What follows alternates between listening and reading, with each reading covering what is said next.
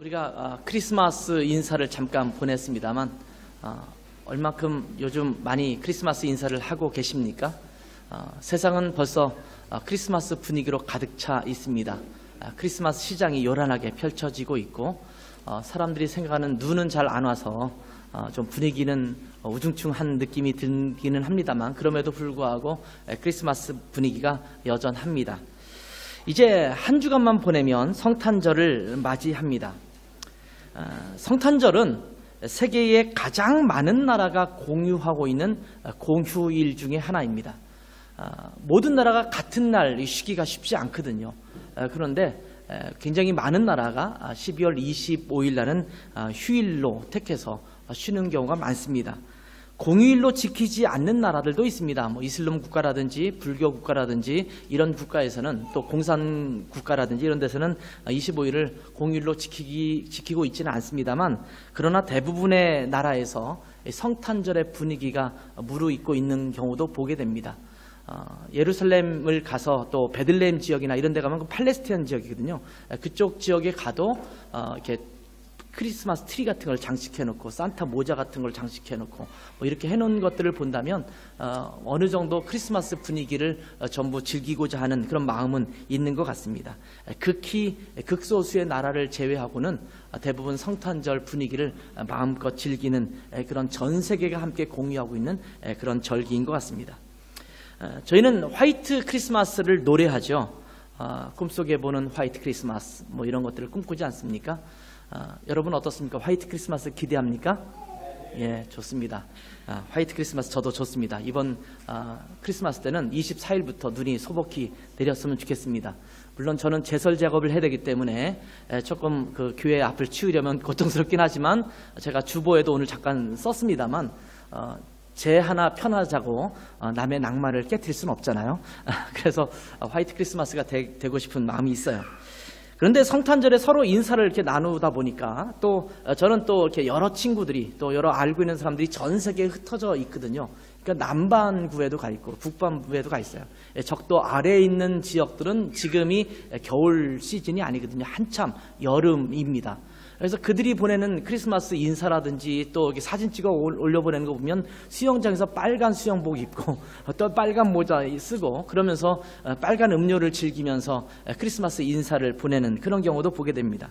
널따란 해변에서 크리스마스 사진을 찍어 보내고 또 야자수 나무 그늘 아래서 음료수를 마시면서 사진을 찍어 보내는 그런 인사를 하는 그런 분들도 참 많다라는 생각을 합니다.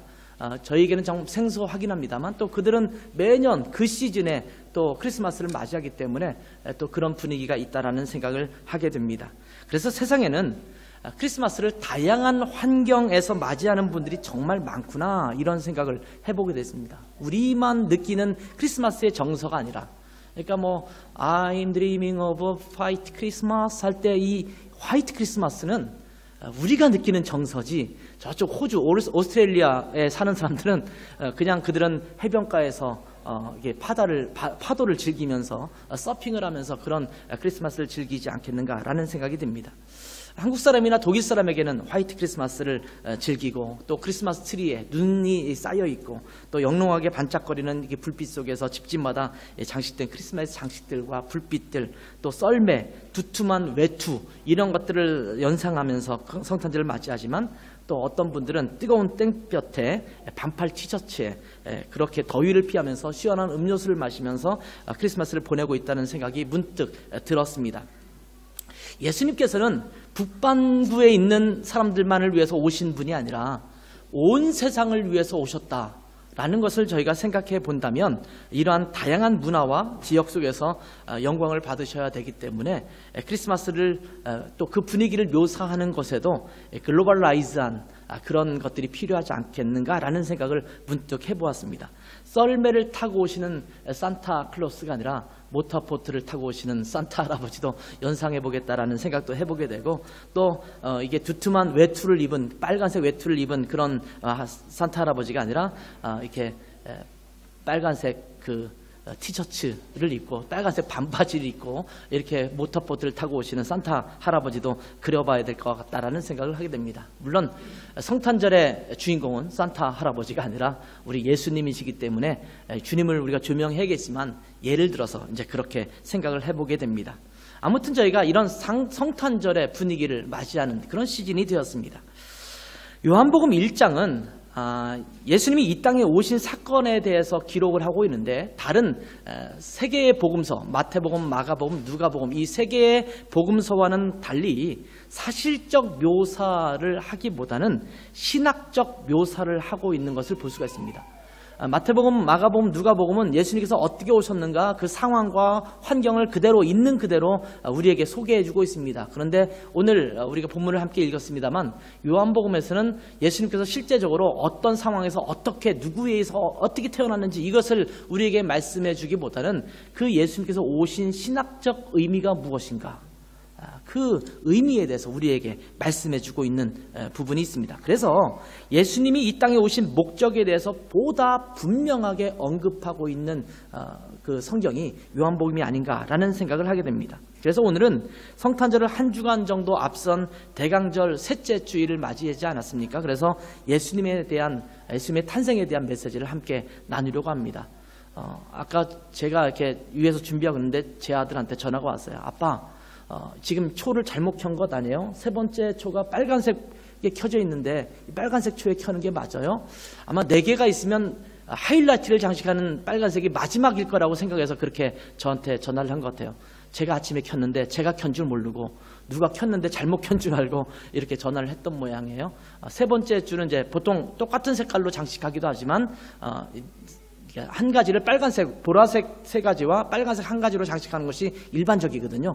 그럴 때 한 가지 세 번째 주일날 빨간색을 켜는 것이 이제 일반적인 부분입니다. 하여튼 대강절을 맞이해서 우리가 이렇게 성탄절을 준비하고 있습니다. 그때 우리 예수님의 오심에 대해서 다시 한번 묵상해보는 시간이 되었으면 좋겠습니다. 먼저 우리가 함께 이 메시지를 통해서 살펴볼 것은 이것입니다. 예수님은 이 땅의 어둠을 밝히는 빛으로 오셨다라는 겁니다. 크리스마스가 되면 저는 어두침침한 이 독일 땅에 정말 마음이 화사해지는 것들을 경험하는 때가 이 시즌인 것 같아요.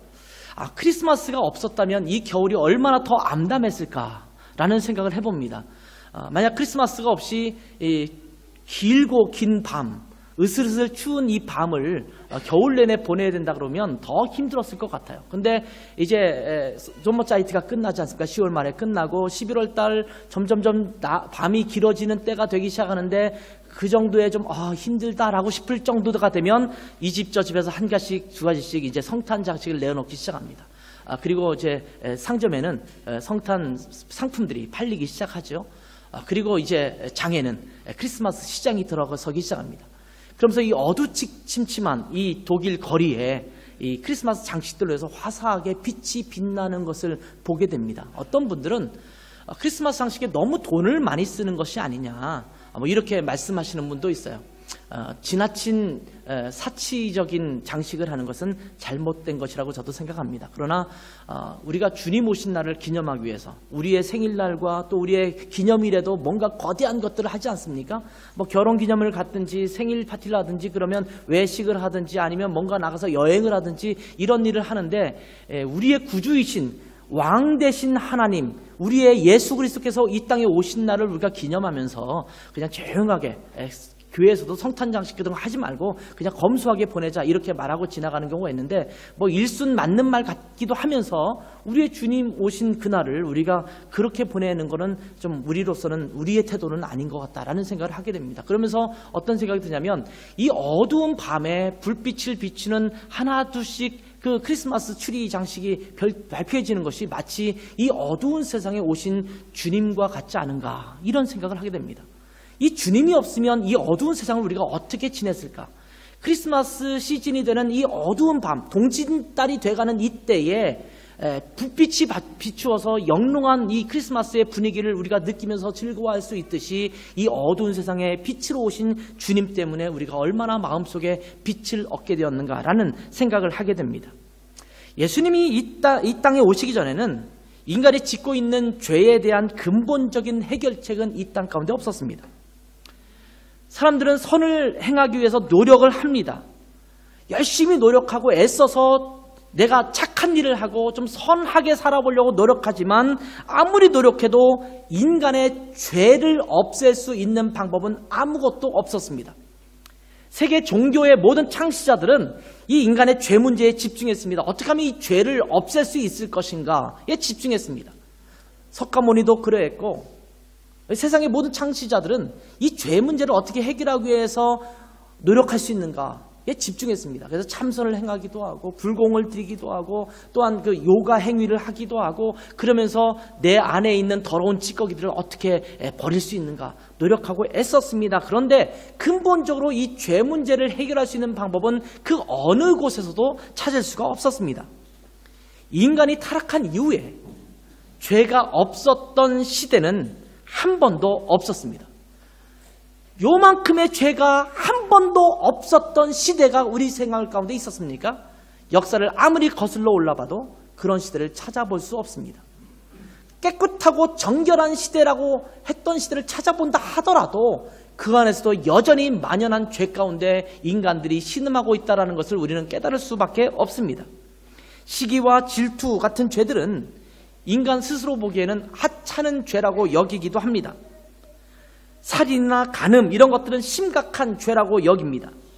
그런데 하나님 보시기에는 그 모두가 사실은 똑같은 결과를 초래하는 죄입니다. 죄의 싹은 사망이라고 했기 때문에 거짓말을 하든지 시기를 하든지 질투를 하든지 그것도 역시 사망에 이르는 죄고 또한 살인을 하든지 간음을 하든지 이것 역시 사형에 해당되는 사망에 이르는 죄라고 말씀하고 있습니다. 그런데 인간 스스로는 경중을 가립니다. 이것은 무거운 죄, 이것은 가벼운 죄 이렇게 나누어서 판단하려고 합니다. 아무튼 이렇게 경중을 나누어서 판단해서 무거운 죄라고 여기는 살인이나 간음, 도둑질, 폭력 그런 것들만 따져보아도 그런 것이 없었던 시절이 있었는가, 시대가 있었냐라고 한다면 그것 역시 그렇지 못하다라는 겁니다. 비교적 가벼운 죄는 다 뒤로 하더라도 정말 무거운 죄, 묵직한 죄, 누가 봐도 죄라고 여길 수 있는 그 죄가 없었던 시절이 있었습니까? 그런 시절은 한 번도 없었습니다. 지금도 폭력과 전쟁, 살인과 착취가 세계 곳곳에서 자행되고 있습니다. 때로 이러한 것들은 대의를 위한 것으로 탈바꿈하기도 합니다. 대의를 위해서 어쩔 수 없었다 이런 표현을 하지 않습니까? 엄청난 만행이 저질러졌음에도 불구하고 어쩔 수 없었다. 대의를 위해서, 나라를 위해서, 국가를 지키기 위해서, 우리가 추구하는 가치를 위해서 어쩔 수 없었다라고 말하는 그런 변명으로 그런 악이 얼마나 많이 행해지고 있습니까?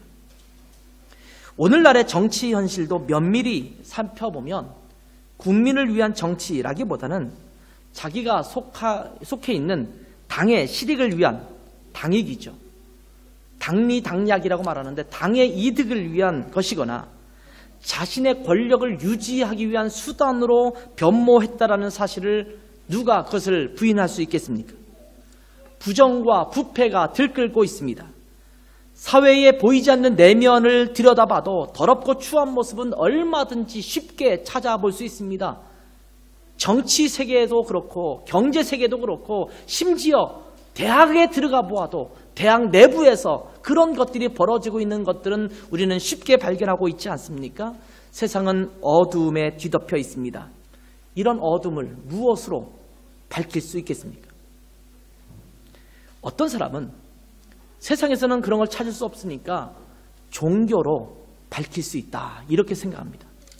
이슬람교, 불교, 기독교, 유교 이런 여러 종교들이 선을 지향하고 있습니다.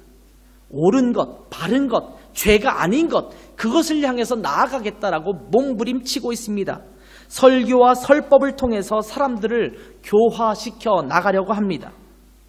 저도 교육학을 전공했습니다만 교육을 왜 하고 있습니까? 사람을 바른 길로 인도해서 사람답게 살도록 만들기 위해서 교육하는 것 아니겠습니까? 교육학의 취지가 그것 아니겠습니까? 그런데 가르침으로 교화될 수 있는 것은 한계가 있습니다. 어느 정도 가능할 수 있을지 모르지만 그것으로 사람을 완전히 바꾸는 데에는 한계가 있다라는 말씀입니다. 더 근본적으로 본다면 죄의 문제를 해결할 수 있을까요? 요즘 교육이 죄 문제를 건드리고 있습니까? 어떤 때는 죄를 방임하는 교육도 이루어지고 있지 않습니까? 사람을 교화하기는커녕 죄 문제는 전혀 건드리지 못하는 교육의 현실을 우리는 보고 있지 않습니까? 조금 착하게 살아갈 수 있도록 만들 수는 있을지 모르겠습니다. 그러나 사람 안에서 들끓고 있는 욕심과 연약함은 언제나 완전한 삶을 살아갈 수 없도록 만들고 있습니다. 우리 안에 있는 이 욕심이 가득 차 있는데 어떻게 우리가 죄를 짓지 않고 살아갈 수 있단 말씀입니까? 인간의 노력으로는 이 어둠을 밝힐 수 없다라는 말씀입니다. 그래서 예수님이 이 땅에 오셔야만 됐습니다. 오늘 본문의 9절 말씀을 보면 예수님을 참빛이라고 소개하고 있습니다. 참빛 곧 세상에 와서 각 사람에게 비추는 빛이 있었나니, 예수님은 빛의 근원이 되신 분이십니다. 우리가 밤에 길을 가다 보면 달빛이 비추는 것이 우리에게 얼마나 큰 도움이 되는지를 느낄 수가 있습니다. 이 달빛까지 비치지 않으면 정말 깜깜한 칠흑 같은 어두운 밤에 길을 걷는 것은 참 어려운 것 같습니다. 요즘은 전기불이 많이 있기 때문에 그런 것들을 잘 느낄 수 없습니다만, 제가 막 고등학교 졸업할 시즌 정도만 됐어도 그 당시에 서울 근교, 일산 정도만 나가는데도 정말 칠흑 같은 밤에 갈 수가 없었어요. 일산에 있는 어느 기도원 수양회를 하기 위해서, 우리 교회 대학부 수련회를 위해서 그때 제가 가고 있었는데, 그때 80년대 초반이죠. 그때 가고 있었는데 그 당시에 저 혼자 밤늦게 찾아가는데 진짜 앞뒤를 분간할 수 없어요. 가끔씩 차가 한 대 지나가면 길이 확 비춰져서 저기 길이 이렇게 있구나 라고 가늠하면서 갑니다. 옆에 시냇물 소리가 졸졸 흘러가는데 소리는 들리는데 어디에 시냇물이 있는지 몰라요. 자꾸 조금만 잘못하면 옆으로 미끄러져서 빠질 수 있을 것 같으니까 약간 밑으로 내려갔으면 다시 이쪽으로 오고, 그래서 길을 갔던 그런 기억이 나요. 그런데 달빛이 비추면요, 그것이 얼음빛하게 보이잖아요. 달빛조차도 얼마나 밝은 빛인지 몰라요. 그런데 여러분도 알지 않습니까? 달은 스스로 빛을 낼 수가 없습니다. 어떻게 보면 참 빛이 아니지요. 태양이 비치는 빛을 받아서 반사하는 것이다 라고 말하지 않습니까? 그래서 태양과 이 지구가 어떻게 위치하느냐에 따라서 반달이 되기도 하고 금음달이 되기도 하고 보름달이 되기도 하고, 이런 것들을 저희가 자연에서 배우지 않았습니까? 태양계에서 본다면 태양이 없으면 달도 그 빛을 발하지 못하게 된다는 것입니다. 태양계로 본다면, 국한에서 본다면 태양이 참 빛입니다. 다른 것들은 이 태양의 빛을 발해서 반사하는 것일 뿐이지 스스로 발광체가 되지 못한다는 것입니다. 모든 빛의 근원은 태양계에서 볼 때는 태양이 그 참 빛이 될 수 있다는 겁니다. 세상은, 또 인간은 스스로 빛을 비출 수 없는 존재입니다. 우린 자꾸 착각해요. 내가 빛을 발할 수 있다고 생각해요. 내가 선한 일을 행할 수 있다고 생각해요. 내가 나를 의인으로 만들 수 있다고 생각해요. 그래서 내가 열심히 노력하면, 어떻게 애쓰고 고통스럽게 나 자신을 채근하면 내가 조금 의로운 존재로 바뀔 수 있다고 생각해요. 그 빛이 내 안에서 나올 수 있다고 착각하기 때문입니다. 그런데 우리는 스스로 빛을 낼 수 없는 존재라는 사실을 인식해야 합니다. 이러한 어둠의 세상에 참 빛이신, 빛의 근원이신 예수님이 이 땅에 오신 것입니다. 그렇기 때문에 크리스마스는 참 빛이 세상에 비친 날입니다. 그런 의미에서 이렇게 촛불을 밝히든지 크리스마스 트리에 전등을 밝힌다든지, 이것은 정말 저는 의미 있다고 생각해요. 우리 가운데 빛으로 오신 주님을 영롱하게 반짝반짝 비추는 그 빛, 그것을 볼 때마다 여러분은 아름답다라고만 생각하지 말고, 이 어두움의 세상에 빛이 돼서 비치시는 그 주님을 연상하면 좋겠다라는 생각이 듭니다.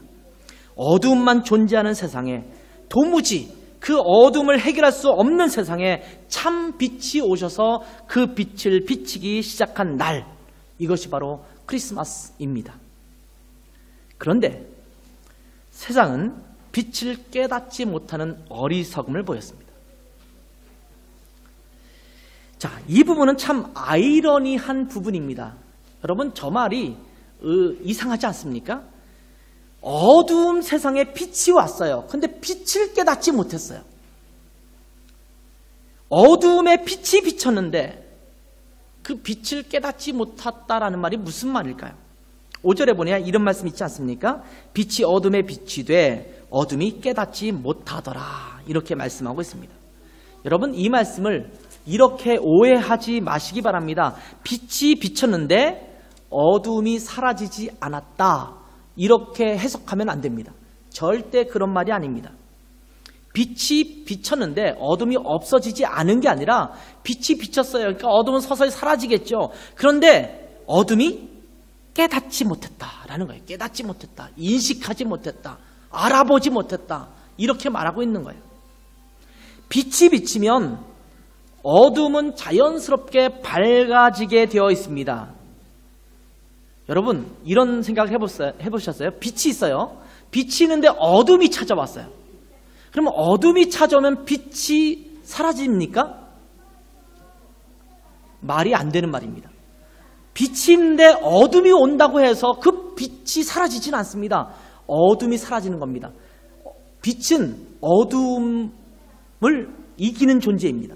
다시 바꿔서 말하면 어둠은 빛을 이길 수 없는 존재입니다. 빛과 어둠은 공존할 수 없고 빛이 비치면 어둠은 사라질 수밖에 없는 존재입니다. 그런데 빛이 비쳤는데 어둠이 깨닫지 못했다라는 겁니다. 이게 무슨 말입니까?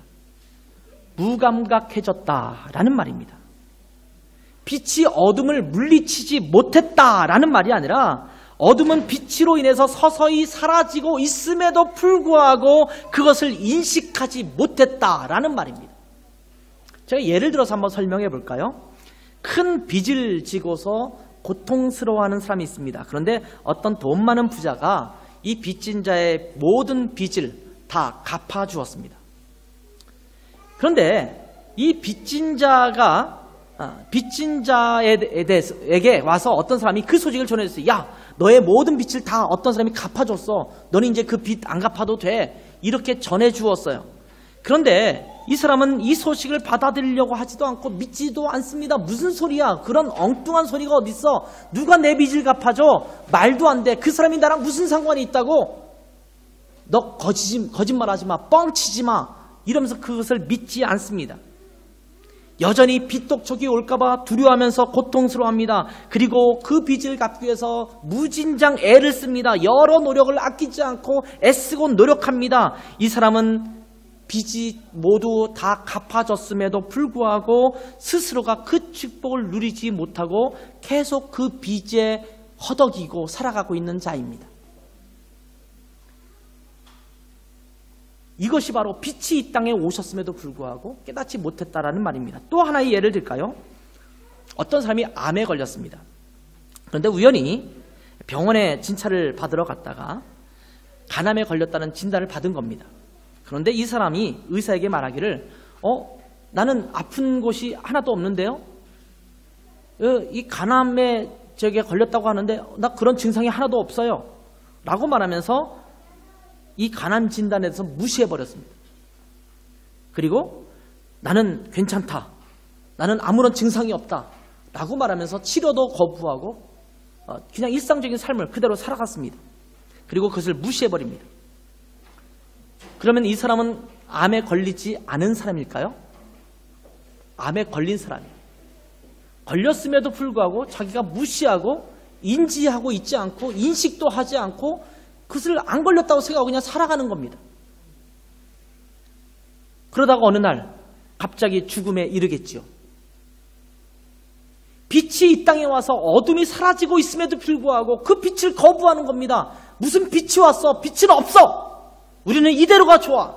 그 빛은 필요 없어. 라고 말하면서 빛이 이 세상에 왔지만 그 빛을 받아들이지 않고 깨닫지 못한 것입니다. 9절부터 11절 말씀을 다시 한번 볼까요? 참빛 곧 세상에 와서 각 사람에게 비추는 빛이 있었나니 그가 세상에 계셨으며 세상은 그로 말미암아 지은 바 되었으되 세상이 그를 알지 못하였고 자기 땅에 오매 자기 백성이 영접하지 아니하였으나. 어둠이 있었습니다. 그런데 빛이 이 어둠에 찾아왔습니다. 그리고 어둠은 서서히 사라지고 있습니다. 그런데 어둠은 말하기를 빛은 없다, 모든 것은 괜찮다, 이렇게 이야기합니다. 예수님이 이 땅에 빛으로 오셨습니다. 세상에 사람들의 어둠을 없애고 빛을 비추시기 위해서 오셨습니다. 그래서 사람들을 참 빛으로 인도하기 위해서 오셨습니다. 그런데 사람들은 깨닫지 못하고 그것을 무시합니다. 성탄절이 되면 기쁘다 구주 오셨네가 이곳저곳에서 흘러나옵니다. 그런데 아무도 그것을 깨닫지 못합니다. 그분이 참 빛인 것을 깨닫지 못합니다.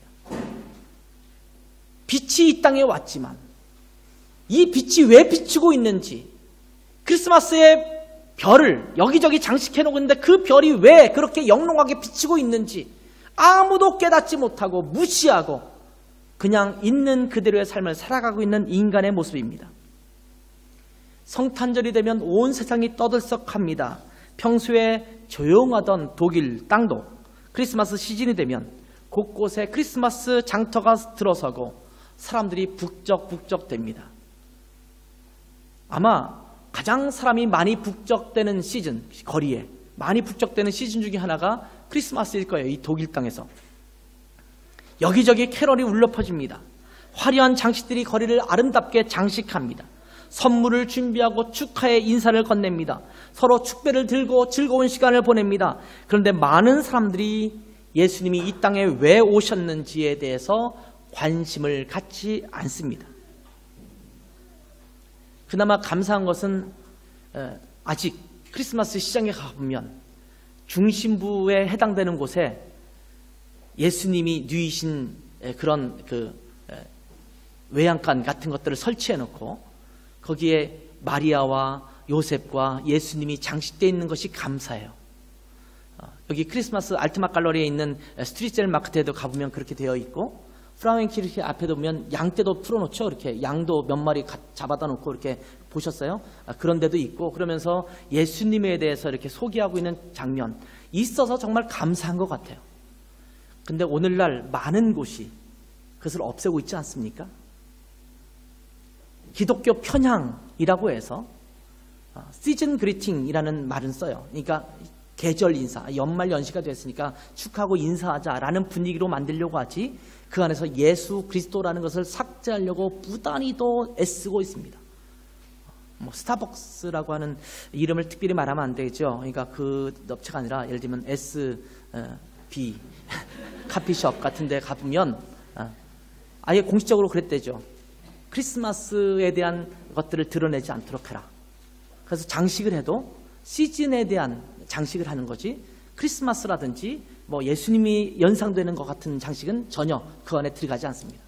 하나의 업체를 제가 예를 들어서 얘기한 것이지 점차적으로 그런 분위기로 접어 들어가고 있습니다. 크리스마스에서 예수를 생략해 가는 겁니다. 크리스마스가 뭡니까? 제가 매년마다 말씀을 드리는데 크리스마스, 크라이스트 플러스 메스라는 말이죠. 크라이스트, 크리스토스랍니다. 주님. 마스라는 것은 메스라는 말에서 나온 거죠. 마스. 그것은 경배하다, 찬양하다, 예배하다 이런 뜻이거든요. 그리스도를 경배하는 날이 크리스마스예요. 근데 이제 이 크리스마스가 크라이스트를 빼진 그들 말로는 엑스마스가 되고 있어요. 여러분, 엑스마스라고 쓰는 것이 잘못 쓴 것이 아니에요. 엑스는 무슨 뜻이냐면 헬라어의 크리스토스라는 말의 첫 글자입니다. 키라고 있습니다. 그래서 엑스라고 쓰지만 그를 크 발음이 나요. 크리스토스라고 쓸 때 엑스로 시작하거든요. 그래서 그게 원래는 엑스마스라고 쓰긴 써도 원래는 그게 헬라어 엑스이기 때문에 크리스마스라고 읽어야 되는 거예요. 근데 이제는 그 엑스마스가 크라이스트의 엑스가 아니라 아무것도 아닌, 이것저것도 아닌 그것의 엑스마스로 바뀌는 경우가 참 많은 것을 목도하게 된다는 겁니다. 여러분, 예수님께서 처음 올 때에도 그러셨어요. 구세주가 탄생했다라는 동방박사들로부터의 소식을 들었던 헤롯과 서기관들도 예수님을 한번 힐끗 쳐다보고 무시해버렸습니다. 2살 아래의 모든 아기를 죽이는 것으로 마무리했습니다. 외양간 구유에 나신 예수님에 대해서 많은 사람들은 한번 힐끗 쳐다보고 자기 삶으로 돌아가서 여전히 바쁘게 살아갑니다. 예수님께서 이 땅 위에 사역을 하셨을 때도 사람들은 한 번씩 힐끔힐끔 쳐다보았습니다. 예수님의 사역에 조금 몸담고 그 기쁨을 누리기도 했습니다. 그런데 예수님께서 병자를 고치시고 이적을 행하시면 관심사를 보였다가 금방 예수님을 향해서 손가락질을 하는 군중으로 돌변하기도 했습니다. 그리고 예수님을 십자가에 못 박아버리고 잊어버리려고 했습니다. 이것이 예수님이 이 땅에 오셨을 때 사람들이 보인 반응이었습니다. 예수님은 이 땅의 메시아로 참빛으로 오셨는데 힐끗 한번 예수님을 쳐다보고 나서 무시해버리고 자기들끼리 즐기느라고 여념이 없습니다. 이게 요즘 크리스마스의 풍경이 아닐까요? 주인공이 사라져버린 예수님. 빛이 어둠에 비추되 어둠이 깨닫지 못하더라. 이렇게 성경은 말씀해주고 있습니다. 마지막으로 우리가 기억할 것은 예수님께서 왜 이 빛으로 오셨느냐? 예수님은 생명을 주시기 위해서 오셨다라고 말씀하고 있습니다. 생명의 빛으로 오셨다라는 겁니다. 예수님을 빛으로 묘사했을 때 그 빛이 도대체 무엇이었는가? 오늘 본문 말씀은 빛에 대해서 그 의미를 해석하고 있는데 빛은 바로 생명이라는 것입니다. 4절 말씀을 한번 보면 그 안에 생명이 있었으니 이 생명은 사람들의 빛이라 이렇게 말씀하고 있습니다. 빛이라고 하니까 사람들은 밝은 것을 연상합니다. 그래서 좋은 가르침 정도로 생각을 합니다. 그래서 기독교는 그럭저럭 괜찮은 종교다 이렇게 말하는 사람들도 있습니다. 어차피 종교 하나 정도 갖는 것이 괜찮으니까 그러면 교회를 다니는 것도 나쁘지 않겠다라고 말하는 사람들이 있습니다. 예전에 제가 어렸을 때에 친구들을 전도를 하면 그 친구의 어머니가 창국이가 교회 가자고 하는데 엄마 교회 갔다 와도 돼요? 이렇게 말하면 제가 듣는 앞에서 그 엄마가 이런 얘기합니다. 그래 뭐 교회 가는 건 나쁜 건 아니니까 나쁜 거 가르치는 데는 아니니까 같이 따라갔다 와. 이렇게 허락을 하는 친구들이 많았어요. 그래서 저 어렸을 때 정말 전도를 많이 했거든요. 정말 이 사람 저 사람 한 번씩 저 때문에 교회를 많이 갔던 것 같아요. 제가 초등학교, 중학교, 고등학교 동창들하고 얘기를 하다 보면 참 많이 깨닫는 것 중에 하나가 내가 그래도 목사가 될 사람으로서 헛되게 살진 않았나 보다 이렇게 생각을 해요. 왜냐하면 저 때문에 교회 가봤다는 사람이 부지기수예요. 너 때문에 내가 처음 교회 가봤잖아. 그러면서 제가 다녔던 그 교회, 충무로에 있었던 그 교회를 가봤다는 거예요. 다. 근데 내가 속으로도 생각하기에 아니 저 친구도 내가 전도했었나? 저 친구도 내가 교회를 데리고 갔었나? 왜 이렇게 진하게나 다 데리고 갔었지? 뭐 이런 생각이 들 정도로 정말 교회를 많이 데리고 갔던 것 같아요. 근데 그렇게 교회를 친구들을 많이 데리고 가는데 그때 지금도 기억나는 것은 그 엄마들이 그래 교회에서 나쁜 거 가르치는 게 아니니까 가도 괜찮아 이렇게 했던 말들이 정말 많이 기억나거든요. 그래서 기독교를 여러 종교, 여러 좋은 가르침 중에 하나로 취급을 할 때가 많습니다. 물론 기독교도 이러한 부분을 포함하고 있습니다. 좋은 가르침 당연히 있죠. 산상수훈과 같은 주옥 같은 가르침이 도대체 어디 있겠습니까? 그러나 그것은 필요 충분 조건은 되지 않습니다. 그 안에 생명이 있었으니 이 생명은 사람들의 빛이라. 그 빛은 단순하게 좋은 가르침, 그냥 밝은 것, 좋은 것을 말하는 것이 아니라 생명이다. 이렇게 말씀하고 있다는 겁니다. 생명은 인간의 근본을 말하는 것입니다.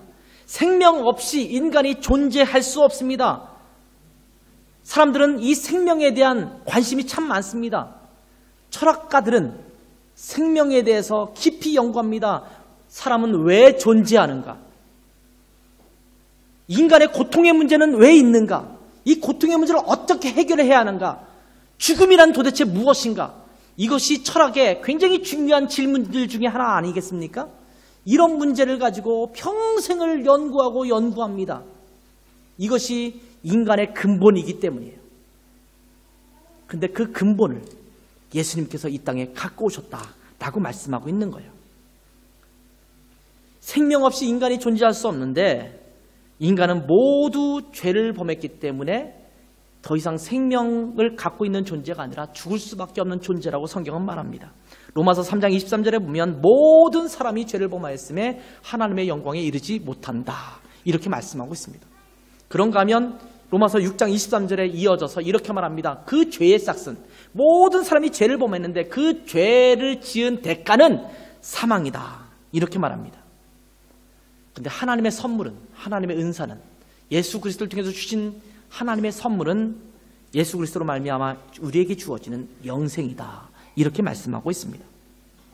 이 죽을 수밖에 없는 인간, 즉 죽음에 처한 인간에게 생명을 부여하시는 분이 바로 예수 그리스도시라고 말씀하고 있는 겁니다. 그래서 오늘 본문 말씀의 12절 13절을 보면 영접하는 자, 곧 그 이름을 믿는 자들에게는 하나님의 자녀가 되는 권세를 주셨으니 이는 혈통으로나 육정으로나 사람의 뜻으로 나지 아니하고 오직 하나님께로부터 난 자들이니라, 이렇게 말씀하고 있습니다.